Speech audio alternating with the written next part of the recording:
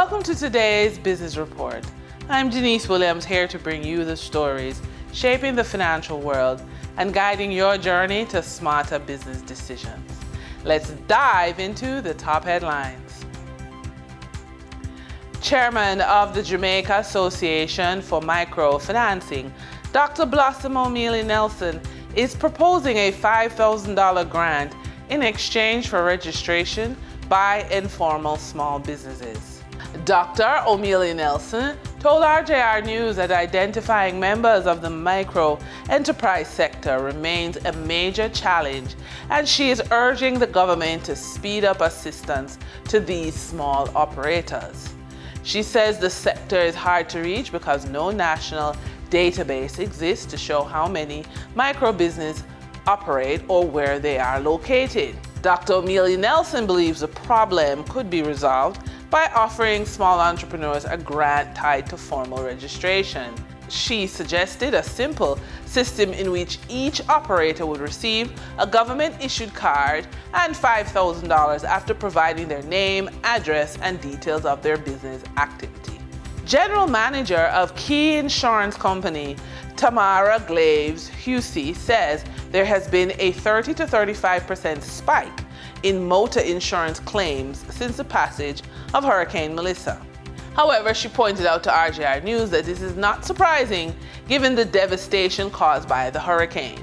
Mrs. Glaves Husey indicated that claims for glass damage dominated the claims made because of shattered windscreens and windows due to falling debris. She also stressed that a number of claims were submitted for vehicles that were washed away or severely damaged because of flooding and landslides.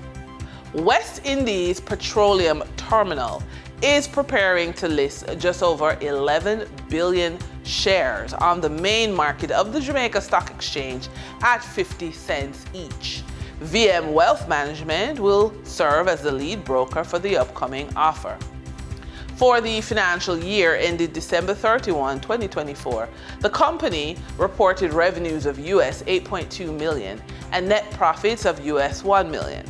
Chief Executive Officer Charles Chambers says the planned listing is intended to create liquidity for current shareholders, boost the company's visibility, and allow easier access to equity financing in the future.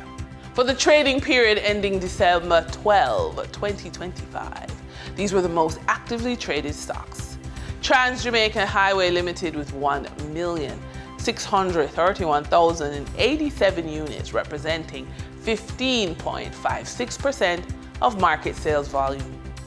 Kintyre Holdings Jamaica Limited with 1,034,509 units, representing 9.87% of market sales volume. Regency Petroleum Company Limited with 815,980 units, representing 7.79% of market sales volume. We now shift our focus to the Forex market rate set by the Bank of Jamaica. On December 12, 2025, the Bank of Jamaica reported US $55 million purchased and US $59.54 million sold by Forex traders. Forex traders earned $2.21 per dollar, selling the US at $161.10 and buying the US at $158.89. The Canadian dollar netted Forex traders 92 cents per transaction, with selling at $117.13 and buying at $116.21.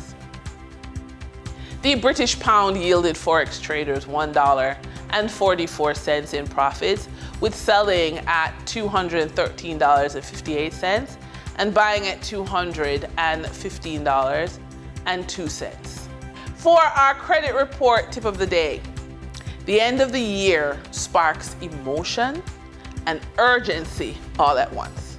Celebrations to plan, gifts to buy, bills to manage, and the quiet promise you've made to yourself to step into next year stronger.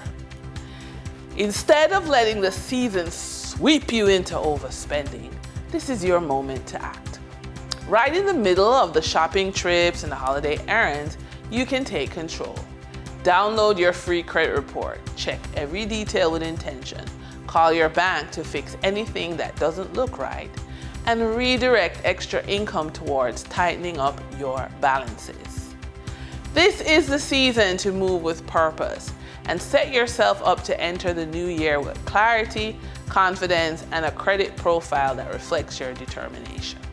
And that wraps up today's business report. I'm Denise Williams, reminding you that every financial decision is a step toward your future. Until next time, stay focused, stay informed, and keep striving for success. See you soon.